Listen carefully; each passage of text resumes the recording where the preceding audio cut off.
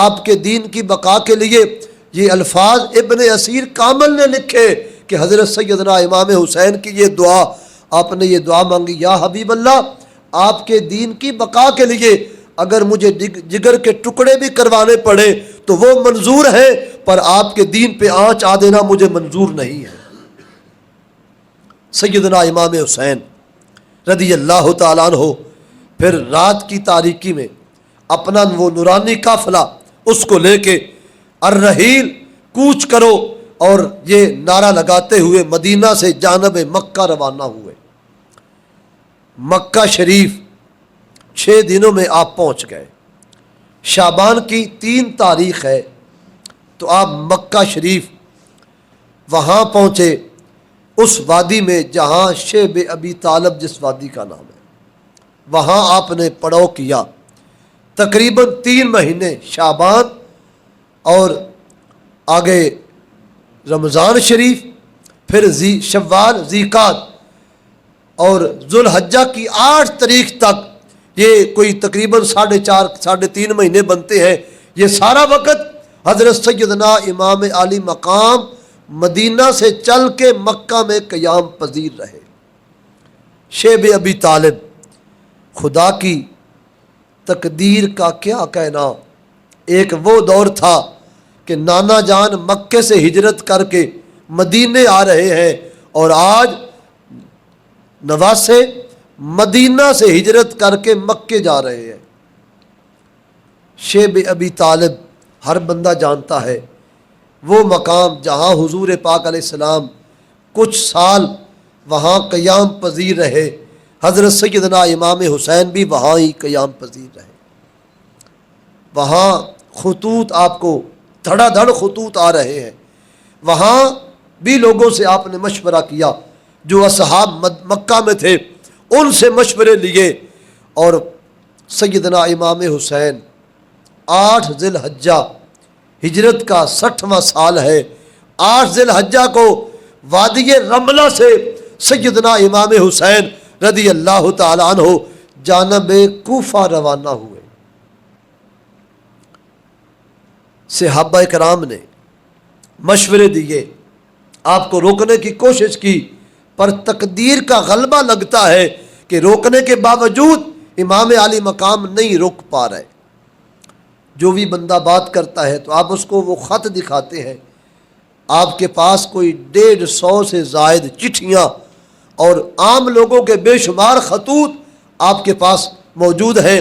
پھر یہاں سے آپ کا سفر مبارکہ شروع ہوتا ہے، چلتے چلتے کئی مقام آئے، اور ایک مقام پر آپ وادی سالبہ وہاں پہنچے۔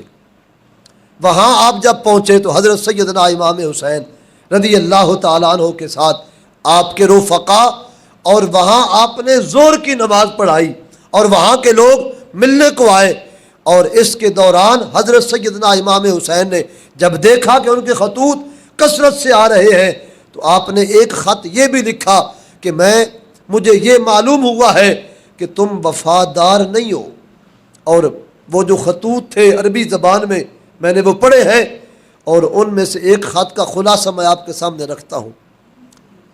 خط لکھا ہوا تھا، حسین الی الحسین بن علی ومن من شیعتہ علی ابن ابی طالب امیر المومنین۔ یہ اس خط کا خلاصہ تھا کہ حضرت علی مرتضیٰ کے جو شیعہ ہیں وہ آپ کو طلب کر رہے ہیں، آپ کو بلا رہے ہیں، آپ تشریف لائیں، ہم آپ کے انتظار میں ہیں اور آپ کے ہاتھ پر بیعت کریں گے۔ آپ نے اس خط کے جواب میں یہ خط لکھا، فرمایا مجھے معلوم ہوا ہے مضبوط ذرائع سے کہ آپ بے وفا لوگ ہو۔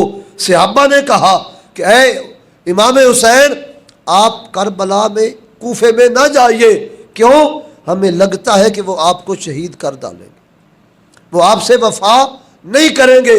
یہ ساری باتیں ہر صحابی نے کہیں، پر حضرت سیدنا امام حسین نے وادی رملہ سے آگے گزرتے ہوئے یہ ارشاد فرمایا کہ میں اپنا ایک نمائندہ حضرت مسلم بن عقیل ان کو بھیج رہا ہوں، یہ وہاں کے حالات سے باخبر ہوں گے اور یہ مجھے خط لکھیں گے، وہاں کا ماحول مجھے بتائیں گے، تو پھر میں जानब कूफा रवाना हो जाऊँगा, तो हज़रत सैयदना मुस्लिम बिन अकील को भेज दिया गया। आप पहुँचे, 12,000 कूफियों ने सैयदना इमाम मुस्लिम बिन अकील के हाथ पे बैत की। उस वक़्त गवर्नर यही हज़रत नुमान बिन बशीर है, सिहाबी रसूल है। इनके दिल में अहले बैत अतहार का बेपनाह अदब और एहतराम है, और इन्होंने माहौल को देखा, कोई दखल अंदाजी नहीं की, लोग बैत कर रहे हैं। आप देख रहे हैं यजीद के हामियों में से एक हामी ने यजीद को ख़त लिखा। उसने कहा कूफे के हालात बदल रहे हैं, अगर कूफे की बका चाहता है तो फिर गवर्नर को तब्दील कर दे। हज़रत नुमान बिन बशीर को माजूल कर दिया गया। इनकी जगह पर इब्न ज़ियाद जो बड़ा शरारती ज़हन का आदमी था, उसको गवर्नर मुकर्रर कर दिया गया, और इन्होंने खुदा का शुक्र किया। ये दमिश्क तशरीफ़ ले गए और वहाँ ही क़याम पजीर रहे।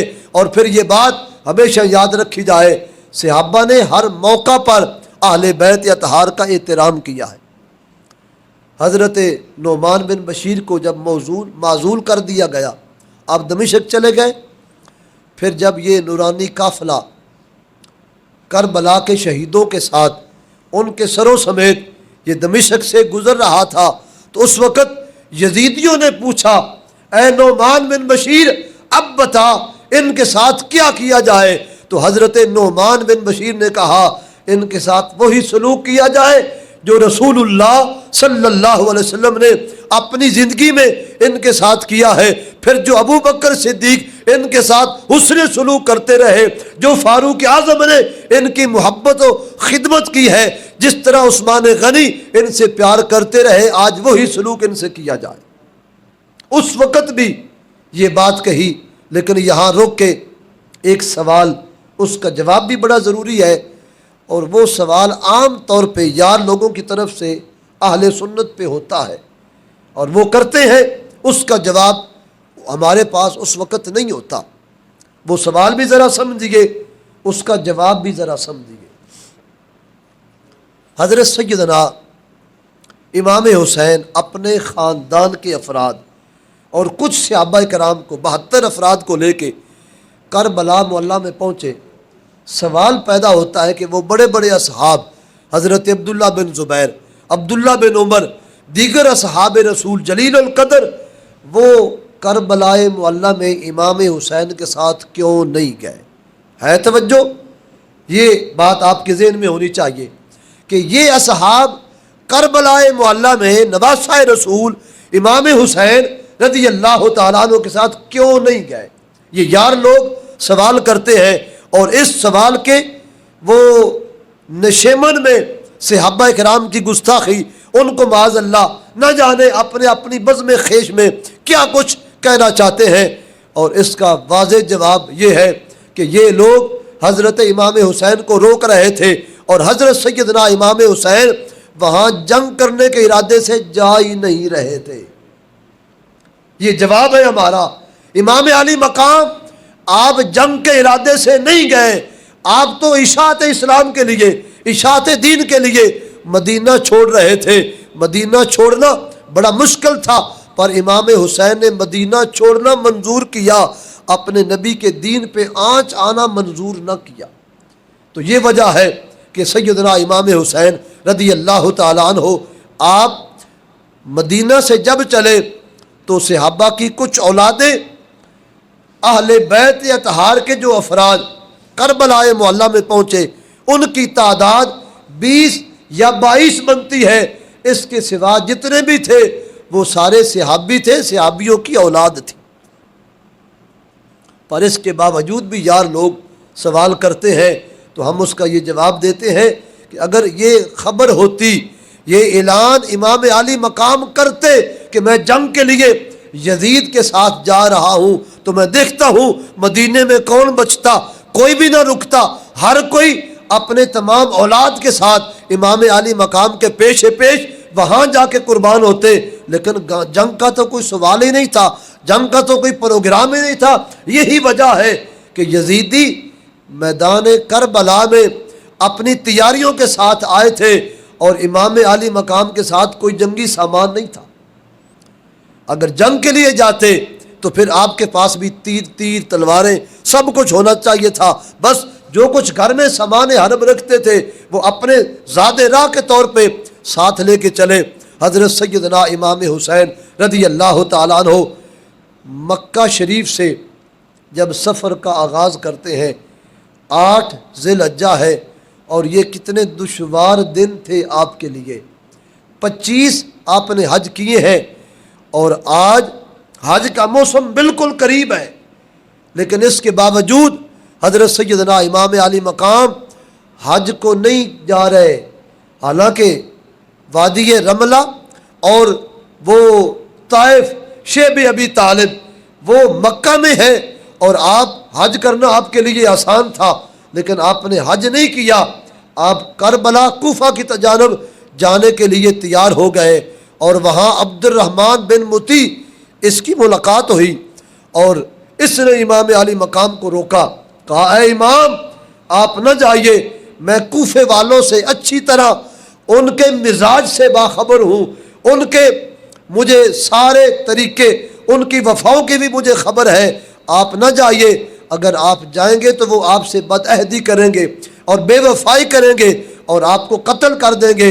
لیکن حضرت سیدنا امام حسین رضی اللہ تعالیٰ عنہ آپ تو جنگ کے لیے جا ہی نہیں رہے تھے، مسلم بن عقیل کو بھیجا اور پھر آپ سفر کا عزم لیے جانب کوفہ جا رہے ہیں۔ راستے میں وادی سالبہ سے پہلے امام حسین رضی اللہ تعالیٰ عنہ کو خبر مل گئی کہ حضرت مسلم بن عقیل اپنے 2 بچوں سمیت، محمد اور ابراہیم آپ کے 2 شہزادے تھے، اور یہ بھی اور آپ بھی آپ کو شہید کر دیا گیا۔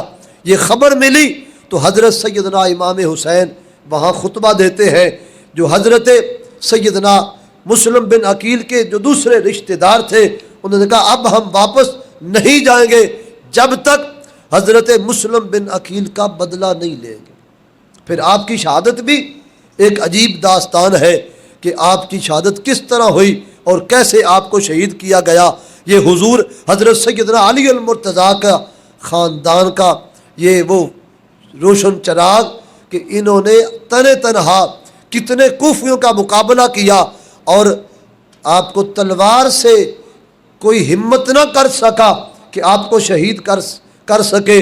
وہ چھتوں پر چڑھ کے اوپر سے پتھر برسائے گئے، اور پھر اس طرح حضرت سیدنا مسلم بن عقیل کو بڑی بے دردی کے ساتھ شہید کیا گیا۔ حضرت سیدنا امام حسین رضی اللہ تعالیٰ عنہ وادی سالبہ، اس سے آگے جب چلتے ہیں تو عتبہ نامی ایک شخص ملتا ہے، اس نے خبر دی اے امام آپ وہاں نہ جائیے، محرم شریف بالکل قریب آ رہا ہے، آپ وہاں نہ جائیے۔ لیکن حضرت سیدنا امام حسین نے خبر دی کہ ہمارے بھیجے ہوئے نمائندے ہمارے بھائی مسلم بن عقیل کو شہید کیا گیا ہے، اب ہم ضرور جائیں گے۔ حضرت سیدنا امام حسین رضی اللہ تعالیٰ عنہ 2 محرم الحرام 61 ہجری کربلائے معلیٰ میں پہنچ گئے۔